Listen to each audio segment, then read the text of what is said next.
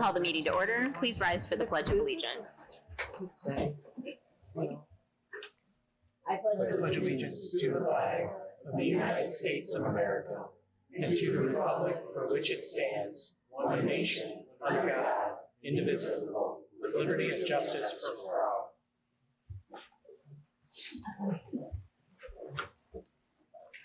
Call the roll, please.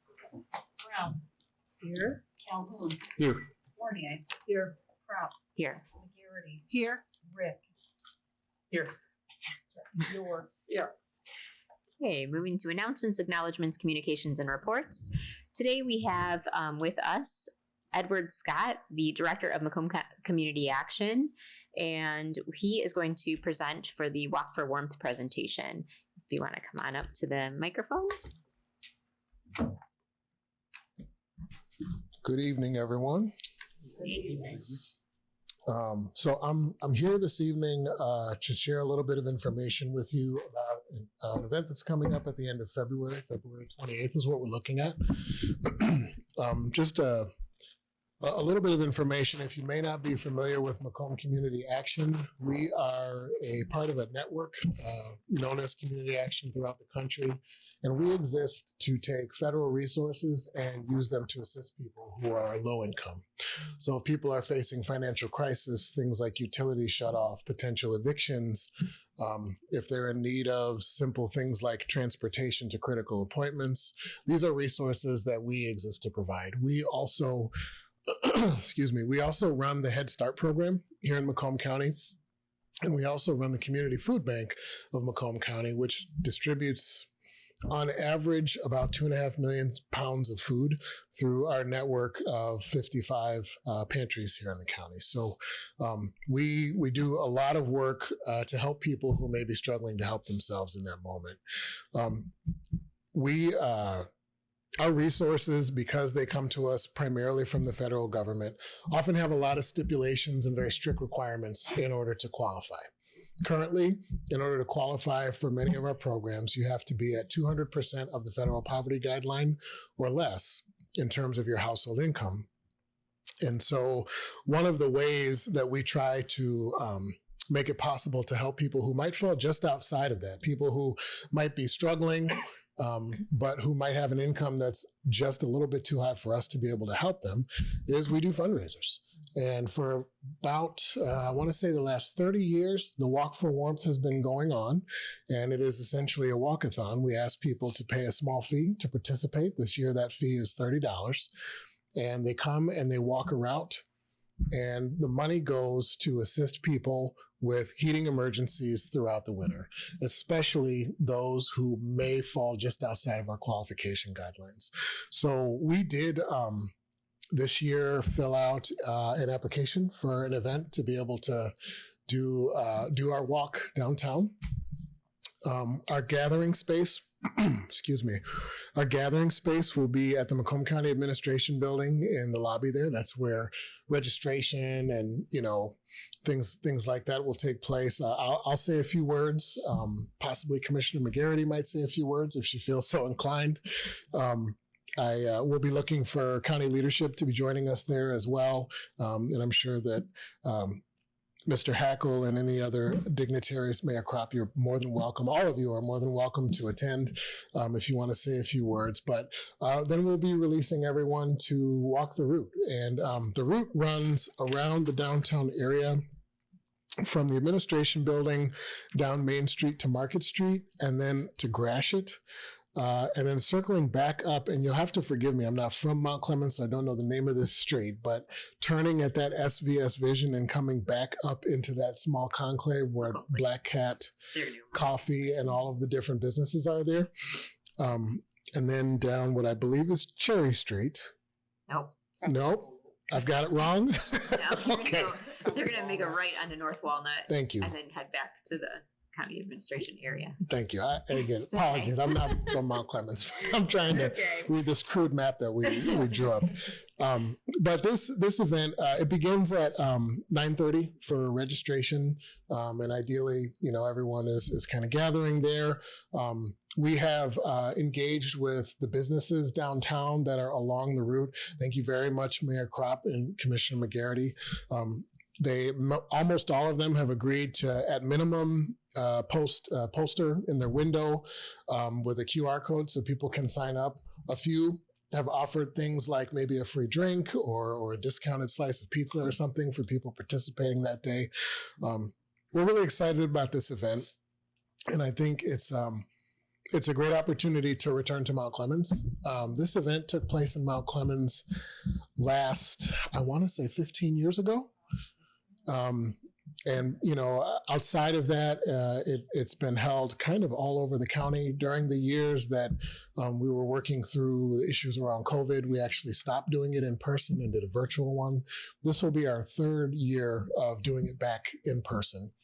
And, I look forward to a long future, quite honestly, of continuing to do it in Mount Clemens. I think this has so far been a really wonderful space for us to hold this event. So we'll see how things turn out on the day of.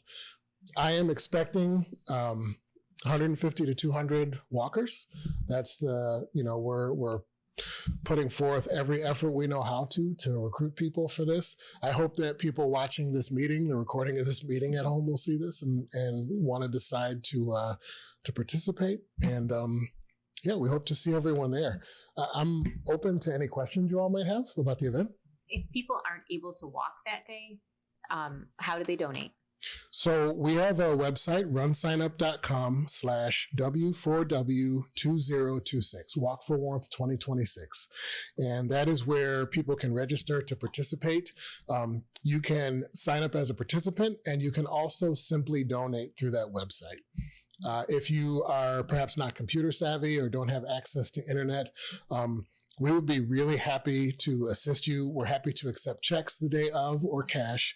And you can also dial 586-469-6999 with any further questions about how to donate if you don't plan to participate that day.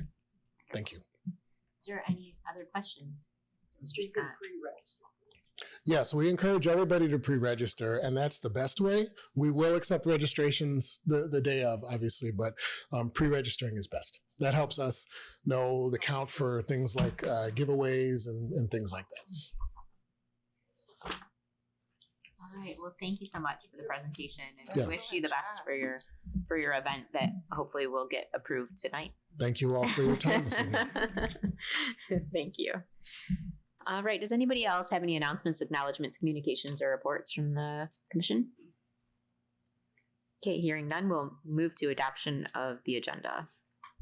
Move to adopt the agenda as presented. Support. Questions or comments about the agenda? Call the roll, please. Brown. Yes. Calhoun. Yes. Fournier. Yes. Kropp. Yes. McGarity. Yes. Rick. Yes. York. Yes. Okay, moving to public participation. This is the opportunity that we give for the public to address the commission. We ask that you come to the microphone, give us your full name, your residential address, and you abide by our 3-minute rule. If you would like to address the commission at this time, we'll also let you know that we don't always give you a response back immediately. So just so that you're not waiting for a response that you may not get. If you'd like to address the commission at this time, please come on up to the microphone.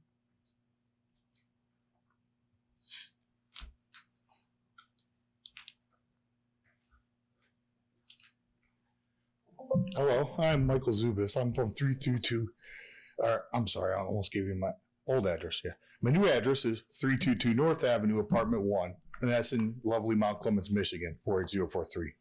Hello, everyone. I would like to wish to spend some time talking about homelessness.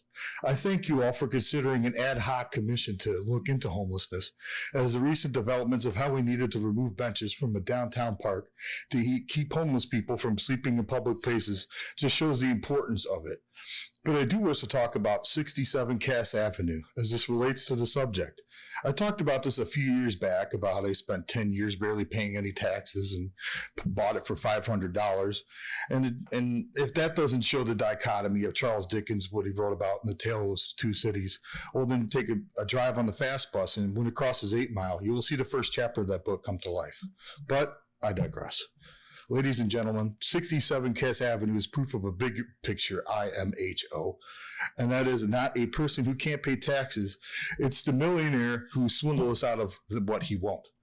I asked the Mount Clemens community to unite to buy up the building for its $1.25 million asking price, to turn it into something similar to the Salvation Army's Adult Rehabilitation Center, located at 1627 West 4th Street, downtown Detroit. It gives homeless people a place to live if they sober up and get some work. 67 Cass Avenue needs to be something to happen, and instead of being the empty eyesore that Mount Clemens City Hall is about to be next to. It can be the crown jewel of Mount Clemens Revival, and we can have a program where people could work their way to a better life, and businesses where there could be a sandwich shop, a Turning Point could move their thrift store there. They could even reopen the movie theater where we could use a 4K projector where we could get off of Amazon, and have a Mount Clemens Film Festival. Anton Art Center would love that. Let's show the sin of greed how we solve homelessness through love, care, and hard work on everyone's part. Someone can do something else, but if McCrest, the Salvation Army, Turning Point Wave Project, the churches around here, including Grace Episcopalian, can help the local impoverished. Sorry, I slipped up. And after seeing all the great stuff we can do together, I know we can band together and make this building a busy place instead of an empty husk. Thank you for all your time, and may God bless you all. Thank you. Is there anyone else who would like to address the commission at this time? Okay, seeing none, we will go ahead and move to administrative responses to issues or questions raised during previous meetings. I don't see any, Mr. Shipman. Okay. Approval of the minutes. Move to approve the minutes as presented. Support. Questions or comments about the minutes? Call the roll, please. Calhoun, Yes. Fournier, Yes. Crop, Yes. McGarity, Yes. Rick, Yes. York, Yes. Brown. Yes. Okay, moving to general business, 9A, the 2026 CDBG public hearing. I'll entertain a motion to open the public hearing for allocation of CDBG funding for the fiscal year 2026. Move to open the public hearing for the allocation of CDBG funding for fiscal year 2026. Support. Okay, does anybody have any questions or comments to open the public hearing? Call the roll, please. Fournier, Yes. Crop, Yes. McGarity, Yes. Rick, Yes. York, Yes. Calhoun, Yes. Brown. Yes. All right, Mr. Shipman. The city may allocate up to $12,800 in CDBG funds for FY 2025 from the Macomb Urban County Program for Public Service Organizations, including the city itself. A total of $20,740 was requested by 7 organizations: Care House, Hearts for Homes, Interfaith Volunteer Caregivers, McRest, Maggie's Wigs for Kids, Single Family Living, and Turning Point. The city's Recreation Department has also requested $12,800 for senior programming activities. The city may also apply for up to 2 capital projects, each with a maximum request of $150,000. These projects must occur in census tract block groups that are primarily residential and will benefit those residents, a majority of which must be considered low or moderate income persons. The purpose of this public hearing is to seek input from residents and organizations on how these funds should be spent. The vote on the allocations is scheduled for the City Commission's February 2nd, 2026 agenda. Before we open up the floor for the public hearing, I just want to mention that I did forward an email a little bit earlier today from, yes, Wigs for Kids, but I believe it was, what was her first name? Maggie Varney, I think was the name. So she sent that, wasn't able to attend today. So I just wanted to make sure that everybody received that so that you do have the information from Wigs for Kids. Yes, Maggie. Great. All right. So now we will open up the public hearing to everyone in the audience, and that is also from the groups that were listed, but also from anyone in the public who wants to mention anything about the CDBG funding and how the city spends that. So we'll again ask that you come to the microphone and you give us your full name and your organization that you're from. And yeah, there's no particular order. Hi, good evening. My name is Jillian Grabowski. I'm a case manager at the Turning Point Shelter Program. Turning Point has providing a safe place for families fleeing violence since 1980. Between July 1st, 2024 and June 30th, 2025, the Emergency Shelter Program provided 40 sheltered bed nights to 10 Mount Clemens residents. Across other agency programs, Turning Point served 104 residents from Mount Clemens. Turning Point's Emergency Shelter Program is a safe haven for survivors of domestic violence and sexual violence. It provides immediate safety, crisis intervention, and resources to families trying to establish public safety. The project is a multifaceted approach to ending the cycle of violence in families. Turning Point's 2 shelter case managers meet with every new shelter resident within 24 hours of their arrival to develop an individualized plan based on their goals. They also work on a plan for safety, housing, and financial stability. This plan can include literacy, immigration, credit repair, and supportive counseling for domestic and sexual violence after leaving shelter. The Emergency Shelter Case Management Program has developed collaborations and linkages to multiple systems, organizations, businesses, and churches that can help domestic violence victims maintain their safety when leaving shelter. There is strong evidence that states that improving survivors' knowledge of and access to community resources leads to higher quality of life and less risk of reabuse over time. Resource building serves as a protective factor that enhances a woman's safety over time. Turning Point continues to provide comprehensive services to children while in shelter after they leave. Children in shelter receive crisis support, tutorial educational assistance, safety planning, recreational activities 7 days per week. A day camp runs all summer. Many children keep in contact with us for months after leaving shelter. A child crisis advocate works with children and teens in shelter and is able to follow them after they leave shelter to continue offering individual and group supportive services. Turning Point's shelter facility is completely handicap accessible. It has increased educational facilities, indoor and outdoor play areas for teens and children, private sleeping and bathroom facilities, multi-purpose rooms that function as dining rooms and family activity areas, private dedicated counseling spaces, and spaces for other nonprofits to be on site to deliver their services. Turning Point is requesting $3,000 to fund shelter meals, basic needs, crisis intervention, case management, child care, program advocacy, support, and information groups. Thank you for your time and consideration. Thank you. And I have a folder for.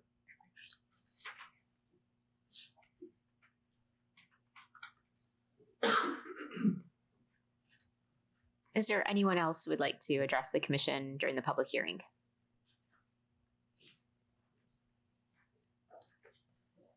Is it okay if I approach you? Absolutely, please. Great. I'm going to give you a few more. I think you're going to be short.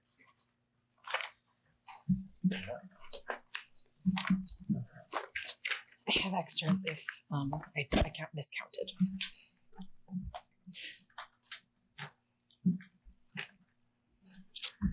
Hello, thank you for letting us speak. My name is Claire Brinkman. I'm the Outreach Assistant at Interfaith Volunteer Caregivers Program.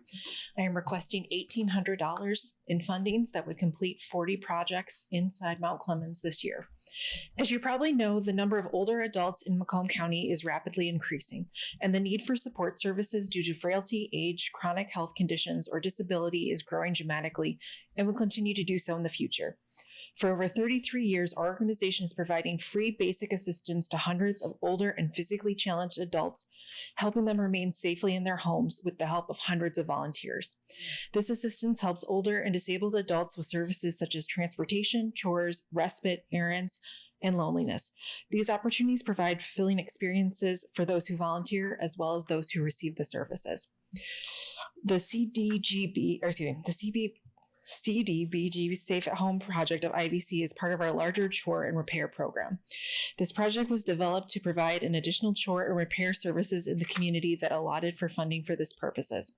Safe at Home allows us to assist low to moderate income seniors and physically challenged adults with indoor and outdoor chores and minor home repairs. We identify individuals who cannot do these tasks on their own or have limited resources, prioritizing those in need with the greatest at the top of the list. Examples of potential help are minor plumbing repairs, replacing locks, window washing, raking leaves, routine housekeeping, installing smoke detectors, checking carbon monoxide detectors. The IVC provides almost 20,000 hours to help nearly 500 people every year, some of which reside in Mount Clemens. We are confident that with this funding, we would be allowed to assist more people in Mount Clemens than we have in years past. We have the opportunity to provide a lot of hope and kindness and genuine care with our organization, and with your help, we'll continue to be able to expand this project. So thank you for your time. Thank you.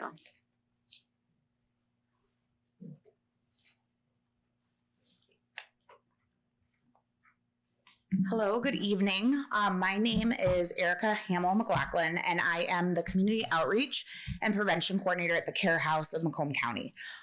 Care House is also known as the Macomb County Child Advocacy Center. Our main office is right here in Mount Clemens, right on the corner of Market Street and Gratiot, but we also have a satellite office in Warren. Care House is the only agency in Macomb County who offers comprehensive services for child victims of sexual abuse, physical abuse, or children who have witnessed a violent act, as well as services for their non-offending caregivers.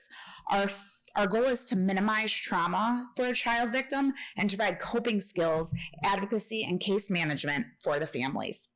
We collaborate with all law enforcement districts in Macomb County, Child Protective Services, the Macomb County Prosecutor's Office, and medical and mental health professionals. Care House serves as a beacon of hope for child victims of abuse, providing them with a safe space where their voices can be heard and the needs of their families will be met. Children receive a forensically sound, fact-gathering, developmentally appropriate interview by a trained forensic interviewer. While their investigation team is observing through a closed-circuit TV, this helps reduce a trauma, so kids only have to tell their story one time. But their family will also receive information, support, guidance, while the Care House team walks beside them every step of the way. Services Care House provides are obviously our forensic interviewing, but we also do crisis counseling, child safety trauma assessments, parent and child support groups, assistance with the Crime Victim Compensation Act, interpretation and transportation services as needed, as many of our families don't have transportation. So we will, if they needed Uber, we will arrange all of that for them. Ongoing case management, access to medical exams. We have a family resource center with a pantry. And then we also have a prevention program, which I run, which includes a body safety program for Macomb County elementary schools. As the designated counsel in Macomb County for the Michigan's Children Trust Fund, Care House also, like I said, talked about the prevention programs that we offer in this community. Families are never charged for the services they receive at Care House. We provide services to all children and their non-offending family members. And I'm proud to report, according to our most recent independent financial audit, 89 cents of every dollar that comes to Care House is specifically devoted to serving children and families in the community. Here's some stats. Care House has coordinated over 11,800 forensic interviews since opening in 1996, 345 of those people residing in Mount Clemens. In 2024, from January to December, we conducted 620 forensic interviews. 14 of those families resided here in Mount Clemens. And then last year, January to December, 595 interviews, and 5 of those families. So we are requesting the amount of $6,000 to support 10 qualifying child victims and their families who reside in Mount Clemens. Of course, we'd be grateful for any amount that you would allocate to us. I just really want to quickly say I'm the mother of a child victim of abuse. My son Wyatt was abused at 1, and Care House was instrumental in getting justice for my son. Provided emergency forensic interviews the day everything happened for children that were there and witnessed what happened. And so I'm very grateful. And like I said, I'm somebody who has personally been affected, so I can tell you all the good personally and professionally that Care House does. So thank you. Thank you. Is there anyone else who would like to address the commission for the public hearing? Okay, seeing no one else, then we will move to entertain a motion to close the public hearing. Move to close the public hearing. Support. Is that a support, Support. Rosemary? Sure. Okay. Okay. Are there any questions or comments about the closure of the public hearing? Call the roll, please. Crop, Yes. McGarity, Yes. Rick, Yes. Yor, Yes. Brown, Yes. Calhoun, Yes. Fournier. Yes. Okay, we will move on to 9B. Sign ordinance amendment, first reading. I'll entertain a motion. I move to approve the introduction of an ordinance authorizing amendments to the sign ordinance and set January 20th, 2026 as the date of adoption. Support. Okay, Mr. Shipman? Attached is an ordinance to amend the city sign ordinance to allow for the display of flags and banners and repeal all ordinances in conflict therewith. The proposed amendments would allow for the display of any flag or banner in all zoning districts by right, unless such flags or banners are being used for commercial purposes. The ordinance amendment was prepared by the city attorney. Okay, questions or comments about the ordinance? Thank you for getting this together. Thank Rosemary. Thank you. Thank you, Rosemary. No worries. All right, any other questions or comments? All right, call the roll, please. McGarity, Yes. Rick, Yes. Yor, Yes. Brown, Yes. Calhoun, Yes. Fournier. Yes. Crop. Yes. Okay, moving to 9C, 2025-26 budget amendments. I'll entertain a motion. I move to amend the City of Mount Clemens 2025-2026 fiscal year budget to cover the anticipated activity for the funds as presented in the attached summary of amendments. Support. Mr. Shipman. Attached, please find the recommended city budget amendment for the general fund, major streets fund, and local streets fund. Michigan's Uniform Budgeting and Accounting Act, as amended by Public Act 621 of 1978, requires subsequent amendments to the original adopted budget for any function that exceeds its budget's appropriation. Our general fund highlights. As previously discussed, the city was awarded multiple grants for projects that began during fiscal year 2025 and were expected to extend into fiscal year 2026. In order to prevent budget overruns, the entire expected revenue and expenditure for those projects was budgeted in fiscal year 2025 with an expected rollover amendment in fiscal year 2026. Included in this amendment are the rollover amendments for the Riverfront Revitalization Project state grant allocation in the amount of $2 million, as well as federal and ice arena proceed revenue to fund the Downtown Revitalization Project in the amount of $4,194,808. Based on current real property tax settlement report, we also propose an amendment to increase property tax revenue by $180,000. Finally, we propose to amend building permit revenue and rental inspection fee revenue by $100,000 each based on expected projects in the current year, as well as other related permit revenue. As for expenditures, we propose to amend capital outlay expenditures for the Downtown Revitalization Project in the amount of $4,194,808 and the Riverfront Revitalization Project in the amount of $2 million. We also propose to amend the fire department salaries and wages expenditures in the amount of $55,200 as part of the new union contract. The remaining budget proposals are minor adjustments to various revenue and expenditure accounts. The overall effect of these amendments is an increase to the budgeted surplus by approximately $156,600. Our major streets and local streets highlights. We propose an amendment to increase land and street improvements expenditures in the Major Streets Fund for the Grand Avenue project by $1,383,200. This will be partially offset by elimination of the originally budgeted transfer to the Local Streets Fund. In the Local Street Fund, transfers in from the Ice Arena Bond Fund will be rolled over from the fiscal year 2025 budget in the amount of $535,328. This is offset by the elimination of the Major Streets transfer and transfer in noted above. Also in the Local Street Fund, we propose amending the land and street improvements costs in the amount of $1 million for concrete patching that took place over the summer.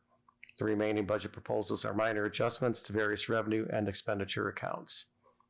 Bond Arena proceeds highlights, as discussed above, previously budgeted transfer amounts that were unspent will be rolled over from the fiscal year 2025 budget into the fiscal year 2026 budget. $1,344,446 will be transferred to general fund to cover the city's match on the downtown revitalization project, and $535,328 will be transferred to the Local Street Fund to cover the fiscal year 2026 concrete repair. And as always, Danielle Kelly is here with us today for any questions you might have. Or if you want to add something, Danielle. If you do, though, you have to come to the microphone so that everybody can hear you. All right. Does anybody, who has questions? I have one. Yes. The 180 of real property tax, is that what we've already assessed? And Yeah, it just was came in already higher? assessed. It just came in higher. Yeah. Okay. Yeah, we do the estimate for revenue based on what we have in March. So when there's adjustments, that's usually why it comes through as an amendment. Okay. Thank you. Anybody else? I think we've talked about most of the transfers and Mm-hmm. Hopefully none of it's a surprise. Okay. Questions going once. Okay. All right. Call the roll, please. Ritz. Yes. Yor. Yes. Brown. no. Calhoun. Yes. Fournier. Yes. Kraft. Yes. McGarity. Yes. Motion passes. Okay. Thank you. And moving on to the item D, Anton Art Center lease amendment proposal. I'll entertain a motion. No motion. Is it? There's a recommended one at the end. There's a recommended Yeah, one. there is Yeah. one there. Yeah. I'll do that. Yeah. Therefore, the motion you may want to consider. Said Okay. Rob didn't. I move to consider, wait. Yep. I move to authorize Yep. the city Yeah. attorney to amend the lease with Anton Art Center to add an additional payment to the city of $153,530 for a period not to exceed 24 months. Support. Okay. Mr. Shipman. So just for background, this letter was a legal opinion that I requested from Attorney Rob Huth.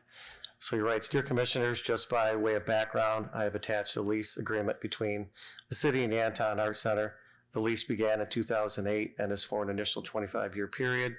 The Anton Art Center has the option to extend the lease by 3 more 25-year periods. The lease calls for the Anton Art Center to pay the city $1 per year and maintain the building. Recently, the elevator has failed. The cost to repair the elevator is $153,530. Attached is a quote from Martin Elevator Service.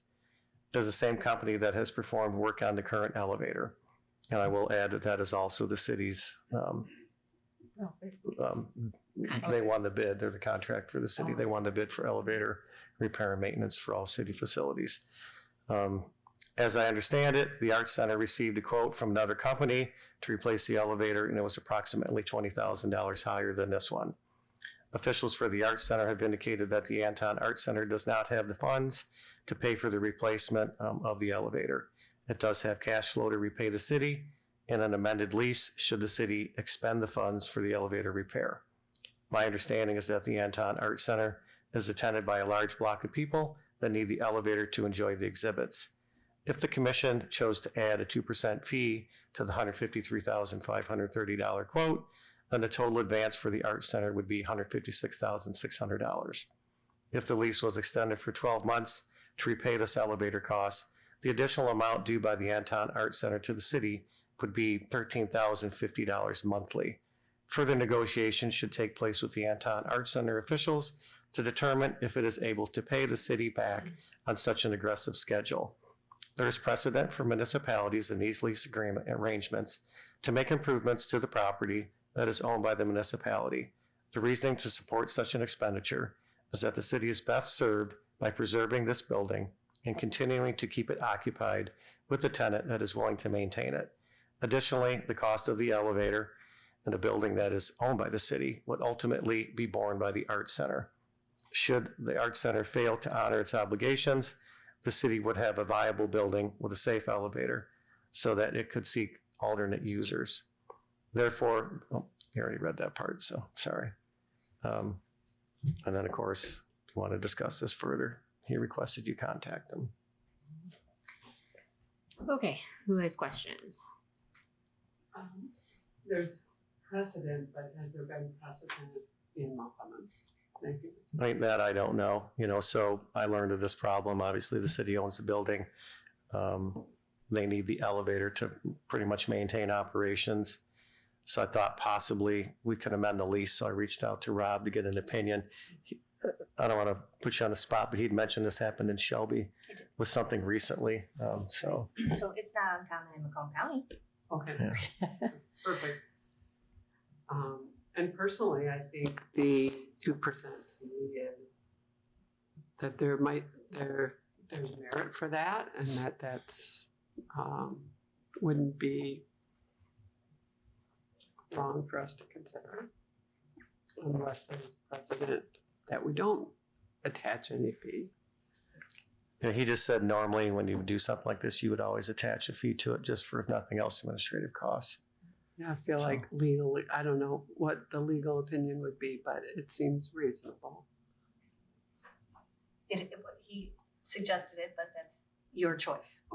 I'm sorry, I'm forgetting that this letter was written by Rob. Right. I'm thinking it was the Art Center. Yeah. If we did do that, we would need to amend the motion, right? In the Correct. motion, Correct. he did not include that. So just it's a parliamentary procedure type of. The reason why I did period not to exceed 24 months is because I'm sure he's going to be talking to Anton Art Center to see what type of payment schedule they can arrange for themselves, but not to exceed 24 months. Does anybody? What other risks does it put the city at? Them not paying, I suppose. Yeah. Oh, and then we have a building with a working elevator. Right, absolutely. I will just note also our executive director for the Anton is here. And if you have any questions directly for Matt Matthews. But if you've ever gone into the Anton from the Roscoff parking lot, you know that you can't get to any floor without going up or down stairs. And so Even if you enter from the other, you can't because it has you have to go up the front stairs. right. So it's really, especially to get to the galleries, it's a climb, folks. It's difficult. And we've been nursing this elevator along, and it just makes sense at this point not to put any more money into it, but to replace it. And it is and time is of the essence. That's the problem. We certainly intend to work to raise the money to pay for it, but we need an elevator now. So it's going to take time to raise that money. And so this idea is very critical to our operations and to go. I'm on the board as well of the Anton. And I did talk to Greg and Rob about whether I need to abstain, but it was said I didn't. So she would need to abstain if she was personally, financially benefiting from this agreement, which she does not. Which I am not. Yes. So if you have any questions about it, I mean, we are here Matt's here to answer any of those questions. And but that is where we're at right now. We're elevatorless. And this is not going to be a quick repair either. No. I mean, I don't know if you got a time frame on it, but I don't see this happening Come on up to the quickly. microphone, Matt. Please, if you don't mind. from a time frame perspective, and I apologize because I don't have it in front of me right now, but when we sign the agreement, approximately 8 to 10 weeks to have everything ordered and in place. Once that's done, another 6 to 8 to install. So best case scenario, May, June. Yeah, my experience in the hospital, replacing an elevator is sometimes 6 months, so it's not a quick fix. My impression that from hearing just about the elevator issue, you did try to, repair first, right? Yes. I mean, this is not. Yes, we've done several repairs. Lardner, who is the current provider, was out and looking at some different things. They recommended that, these are my words, not theirs, as opposed to continuing to Band-Aid this together, that we look at replacement and modernization of the elevator. We did that. We received a proposal from Lardner. We received a quote from another elevator company, and we'll pass that on to the city. Anyone else? All right. Thank you. Call the roll, please. Your. Oh. So what do we do about? Okay, wait. Okay. You asked first. Go ahead. Are we going to, is there any interest in amending the motion for the 2% administrative fee? Is there? Who did the? Yes. Okay. Can I make a new motion? You just like to offer a friendly amendment to your motion? I'll offer a friendly amendment to my motion that would compensate for including the 2% fee. So authorizing the city attorney to amend the lease with the Anton Art Center to add an additional payment to the city for $156,600 for a period not to exceed 24 months. And you supported the motion? Who supported the motion? I did. You did. Okay. Would you support the amendment? Okay. Yes. Okay. Now, do we have any other questions or comments? And we have now everyone understands the amended motion? Okay. Now call the roll, please. Okay. Your. Yes. Brown. Yes. Calhoun. Yes. Fournier. Yes. Crop. Yes. McGarity. Yes. Rick. Yes. Okay, motion passes. We'll go to the 9E special event permit application for Walk for Warmth. I move to approve the Walk for Warmth fundraiser on Saturday, February 28th, 2026 from 8:30 a.m. to 12 p.m. Support. Okay, Mr. Shipman. Macomb Community Action is seeking approval to host its annual Walk for Warmth fundraiser on Saturday, February 28th, 2026 from 8:30 a.m. to approximately 12 p.m. to raise funds for utility bills, furnace repairs, and replacements. The walk would begin at Macomb County Administration Building at 9 a.m. and proceed throughout the downtown area in a 1.5 or 3 mile loop, with the participants staying on sidewalks with no street closures. A hold harmless agreement will be required as a condition of approval. Who has questions or comments for Mr. Shipman? Okay, seeing none, call the roll, please. Brown. Yes. Calhoun. Yes. Fournier. Yes. Crop. Yes. McGarity. Yes. Rick. Yes. Your. Yes. Okay, moving to purchases and payments. Move to approve purchases and payments as presented. Support. Okay, Mr. Shipman, I know there's no cover letter, but. I'll just answer Commissioner Fournier now. These are all budgeted items. Thank you. Okay, does anybody else have any other questions or comments? Nothing? All right, call the roll, please. Calhoun. Yes. Fournier.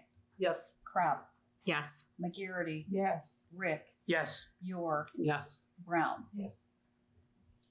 Okay, motion passes. Moving to consent agenda. Move to approve the consent agenda as presented. Support. Call the roll, please. Fournier. Yes. Crop. Yes. McGarity. Yes. Rick. Yes. Your. Yes. Brown. Yes. Calhoun. Yes. Got distracted. All right, city manager's report, Mr. Shipman. The city recently purchased and installed new commercial kitchen equipment at the Carnes Community Center. This was paid for with Community Development Block Grant funding. Christmas trees will be collected by the city's refuse contractor on your regularly scheduled trash pickup day through January 30th, 2026.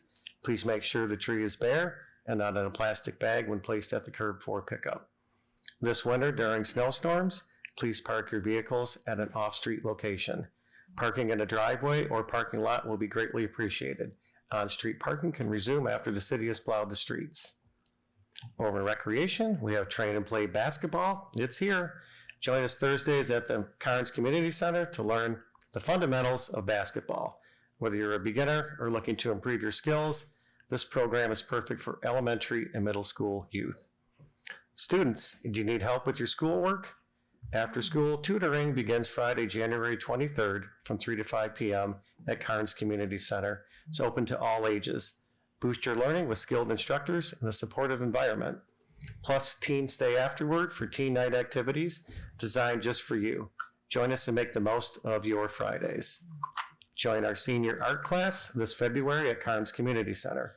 Unleash your creativity in a welcoming environment designed for adults 50 and older. Reserve your spot today and enjoy the benefits of artistic expression and community connection. Find out everything recreation has to offer and sign up online at mountclemensrecreation.activityreg.com. In 2026, there will be 2 elections, the primary election on August 4th, 2026, and general election on November 3rd, 2026. Both elections will feature 9 days of early voting here at Mount Clemens City Hall. Our community events, 20th Annual Fire and Ice Chili Cook-Off, Thursday, January 29th from 6 p.m. to 9 p.m., live ice carving in the Cherry Street Mall. We have 11 participating bars and restaurants. It's a fundraiser for the Anton Art Center and the Mount Clemens Goodfellows. Tickets available soon, $20 each. We have the 20th Annual Ice Carving Show, Saturday, January 31st and Sunday, February 1st. Live carving Saturday noon to 4 and Sunday noon to 3 p.m. Ice sculpture sponsorships are still available. Contact Mickey at 586-469-4168. And we have the 2026 Made in Michigan Art and Craft Show, May 9th and 10th. Registration forms available now. And again, you can contact Mickey at 586-469-4168. Anybody have any questions or comments for City Manager Shipman? Okay, seeing none, we'll move to the second opportunity for the public to address the commission. Again, we ask you to come to the microphone, give us your full name, residential address, and you abide by our 2-minute rule. If you would like to address the commission at this time, come on up. Okay.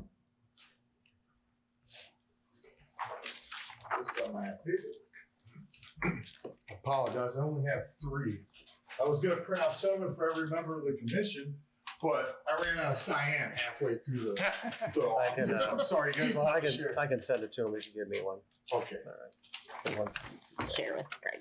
Get that one. I apologize. Okay.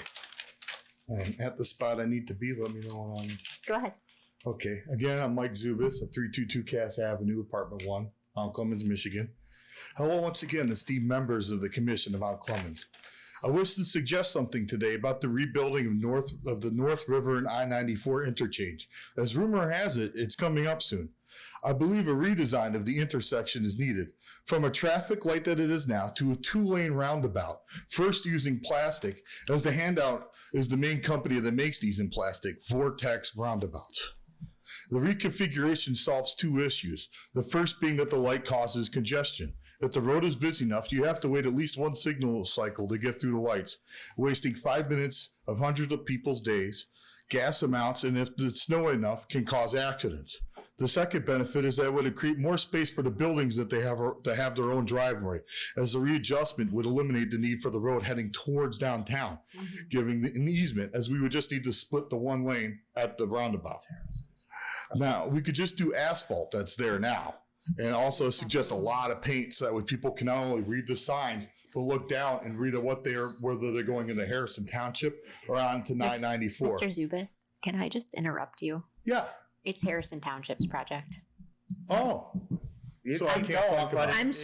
I'm sure that they would like your recommendations. They're very well thought out, Okay. but they don't have anything. We don't have any. There's nothing you guys No. can do. It's like right there at the border. But it was No. really interesting. So here, Well, you guys yeah. could also use this for the Main Street project if you guys like. So keep that. Okay. Keep that for Main Street, okay? Okay. So, yeah, plastic roundabouts, because it saves so much money. They just drill holes in the ground and then. So, Excellent. all right, Thank you. Good Thank night. you, Mr. Zubis. We appreciate it.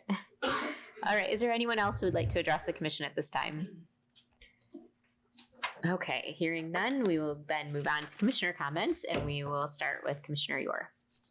Thank you. I want to thank all of you who braved the cold weather and came out tonight. We really appreciate all the comments that you bring to us and the organizations that represented their work. It's always enlightening. So I just encourage everyone to stay warm, check on your friends and family, stay healthy, wash your hands, stay out of the ER. Thank you. Thank you. Commissioner McGarity. It was a pleasure hearing of the organizations who spoke about the CDBG who are right here in Mount Clemens. Thank you for your reports that you gave. The statistics, scary, but thank you. That was needed to hear. Just wanted to share a few, just even a few resources. So free tax preparation is going on now. If you wanted to make an appointment, you could. It is in Clinton Township over by the county jail. You can even just come and drop them off. A lot of people think because they are on Social Security, they don't have to do taxes. You can get your home heating tax credit, or you can get a homestead property tax credit and even go back 3 years. That helps Mount Clemens for other cities, but it helps you to save your property from being lost with property taxes. So you can call 586-463-2537 to schedule that appointment. For those that donated the point in time count, which is coming up soon, a lot of people donated those $10 gift cards where they nationally go out and literally count the homeless. And so I talked to Macomb Community Action staff that are heading this. Mount Clemens is in the top. So it is real. Even though we see it, there are people who we don't see. That point of count helps. Do you need to stop donating? No. So if you feel the need in your heart that you want to still donate, you can drop off your donation at Macomb Community Action Center at 21885 Dunham Road. And that's in the form of a gift card. Asking for $10 individually, it goes directly to the homeless. We spoke about the Walk for Warmth. We'll leave those flyers out on the desk area. But we are currently, you can call 586-469-6964 if you need utility assistance, water bill assistance, if you're facing an eviction with a court date, or have any questions or concerns with any of that. There is staff that can answer your question or even take your application for that assistance.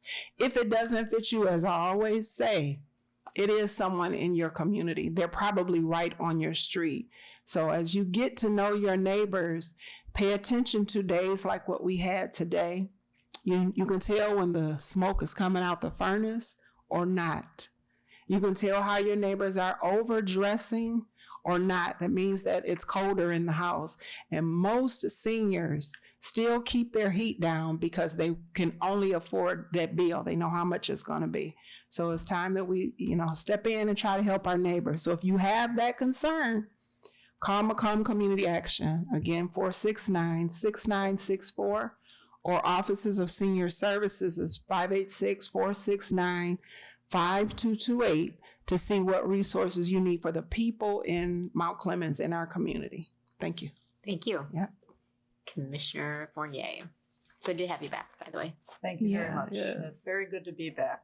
I will say, everyone, follow Commissioner Yor's comments about washing your hands. And I got the RSV virus, and it was terrible, miserable. It led to pneumonia. I mean, it has been a quite a journey for my husband and I. The only good thing about both of us getting it, we both appreciated how each other felt. Otherwise, you'd never believe it was that bad. But I want to thank the Commission for supporting the Anton Art Center. This is really a jewel in Mount Clemens. The center is the Macomb County Art Center, but it is our hometown, sitting in our city, and it's an Andrew Carnegie building. It's such a special building, and we want to always see it being used. And the Art Center is doing so many good things there. The classes are all kinds of different classes, you name it, and they keep coming up with more. I mean, we've even had a film festival, we've had poetry slams, things that are out of the ordinary besides the traditional ceramics and painting and drawing and whatnot. All of the classes are in your Clementines. If you, when you get that magazine, we do have space in there, and they're all listed. The exhibits are all listed, and we have some very special exhibits starting in January. The Michigan Annual Exhibit is very well attended. We had a record number of submissions for that. So I hope you will all visit, assuming you can climb stairs for a while, and support the Art Center, because it is really a special place in Mount Clemens. And now our job is cut out for us, that we have to raise money to pay for the elevator. Thank you. Thank you. Commissioner Brown. I just want to remind everyone that the reason we are meeting on a Tuesday as a commission is because yesterday was a national holiday to commemorate the life and legacy of Dr. Martin Luther King Jr. And I just want to say that on this actual day, January 20th, 40 years ago, it became a national holiday. It became a federal holiday. And it was a very hard-fought battle to get that holiday. So as we commemorate the legacy of King, I think it's important for people to know that Dr. King was the face and conscience of a movement that involved hundreds of people. And these people were strategists. They had brain thrust. They had courage. And right here in our own state of Michigan, there was a woman, Viola, I can never pronounce her last name, Luiso, I believe, who went south to work as a civil rights activist and was killed. And she killed trying to register people to vote, and she was a mother of 5, I believe. She had a big family. So there are a lot of people who went into that movement. It was not just about Dr. King. There were a lot of people who gave their lives for civil rights and social justice. And the work that the organizations who presented today do, Turning Point and IVC and Care House, that is the work that Dr. King supported, the work that helped marginalized people, that helped people who were disenfranchised and had real needs. So I just laud you for what you do, and I hope that you have a very sustainable 2026, and I hope that we can carry some of that King legacy, as I like to call it, with us through this year. Thank you. Thank you. Commissioner Calhoun. Yeah, that's a hard one to follow. That's really good. I want to start by just encouraging everyone to stay warm. As was mentioned, help others when you can. Be careful shoveling snow and walking around. I want to also thank the organizations that presented, applying for CDBG funds. You all do amazing work in our community. And it's great to be reminded of it. This is a meeting that I look forward to because it's nice to see the presentations, to get information, and it's helpful to share with others. So thank you, and I hope throughout the year I'm able to help out where I can. I see there's volunteer opportunities, and so I'll be happy to share those and to do what I can to help. I also want to thank the Macomb Ministerial Alliance for their Dr. King breakfast that they had. Was that yesterday? Yes. Okay, it's been a long day, a very long day. They gave out a number of scholarships to students who wrote essays, including a student from Mount Clemens. And so I'm grateful for the work that the Macomb Ministerial Alliance does, including our very own Commissioner McGarity. But those scholarships are just wonderful. And the papers that were written were very thought-provoking. And so very happy to see that kind of leadership is right here in Mount Clemens, and it's being highlighted and celebrated. And so that's all. Thank you. Commissioner Rick? Thank you. First, I'd like to thank Macomb Community Action for all the work you and your staff do. I get to do a little part-time work over at the Office of Senior Services, so I get to see a little of the inside work that you do as well, and it is really appreciated. It touches so many lives for the better. Thank you, and please pass on our gratitude to your staff. I'd like to thank Ralph for joining our Historical Commission. I'd like to thank Glenn for continuing to serve on our Retirement System Board of Trustees, and Kathleen for her continued service on our Board of Review. Today, instead of doing my normal request to consider serving on one of our boards and committees, I would like everyone out there to consider serving and volunteering in one of the many presenters we had today who do such amazing work here. Between Turning Point, Interfaith Caregivers, Care House, the Anton Arts Center, Wigs for Kids, there's so many people working so hard to make lives better. And volunteers are the lifeblood of so many of these organizations. So if you've got the time and the ability, try to find some time to give back to one of these organizations. Thank you. I first want to start by saying, aren't we lucky to have two commissioners in particular who have these connections to the county and these essential services for people who are often marginalized and often underrepresented. So to Commissioner McGarity and Commissioner Rick, thank you for the work that you do in those arenas. I want to mention the warming centers that we do have available in Mount Clemens. We have many that we listed on our social media, but in particular, our Carnes Community Center had a warming center this afternoon. And then we are going to be doing, Carl, I'm looking to you, sorry, Friday, Saturday. Can you tell me the hours? Do you want to go to the mic? Sorry, I know. Friday it'll be during our regular hours plus a little bit.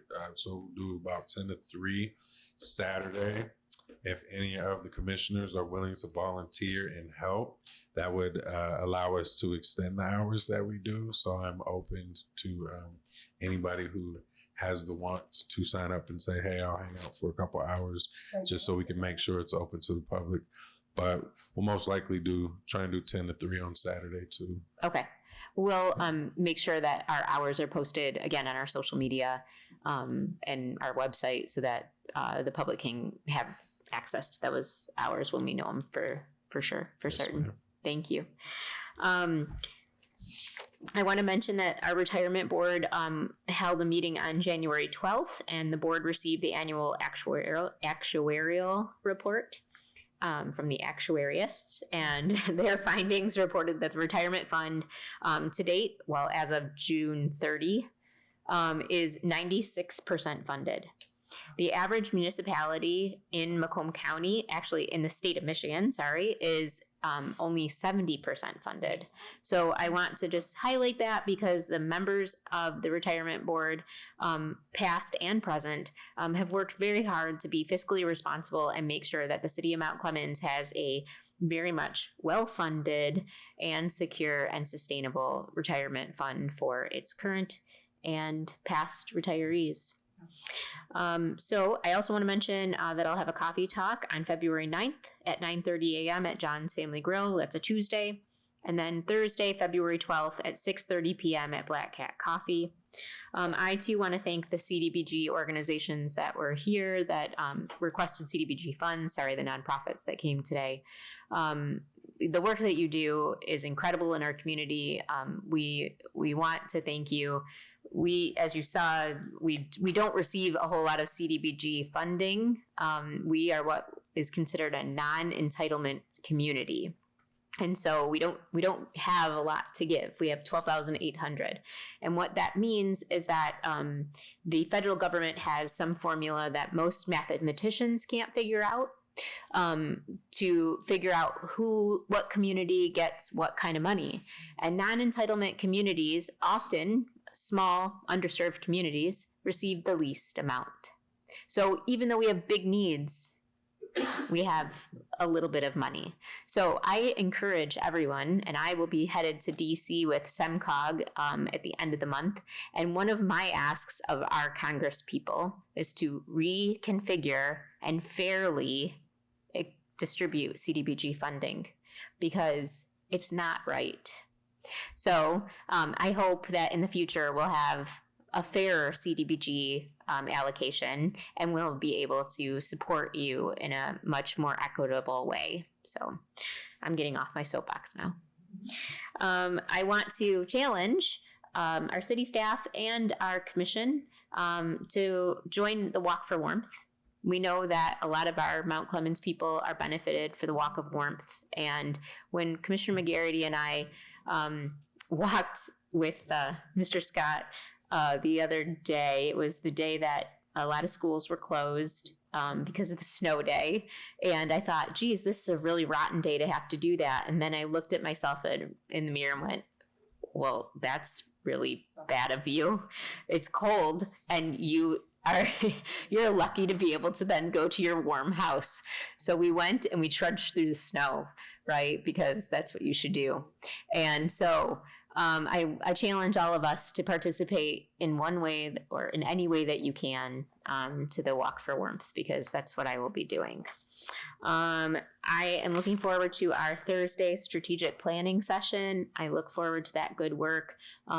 Since 2020, the city of Mount Clemens has had a robust strategic plan. We have tied it to our budget, and we have made big strides because of that. And so I'm proud of it. I'm proud of the work that we all do, because we put in a lot of work. I'm proud of the city staff for embracing that and making sure that that strategic plan goes a long way. And we take the funds that we do have, even though we're 48% of our land is non-taxable, and I'm going to sing that one from the mountaintops too. But we take our resources and we do a lot with them, and I'm very proud of that. So I look forward to Thursday. So with that, may I just say a quick word, because I was remiss in mentioning the organizations that are here that are reflective of King's work. I failed to mention the Macomb Community Action organization, which is definitely reflected, and I just wanted to correct that. Very good. Thank you. Very good. So I look forward to our work on Thursday, and I will entertain a motion to adjourn. Support. Move to adjourn. Oh, move to adjourn. Yeah, that's all right. And we've got and who did we, I heard a support over here. Did we get a support? Support. All right, someone. All right, all those in favor? Aye. Any opposed? Good night, everyone. Thank you. Aye.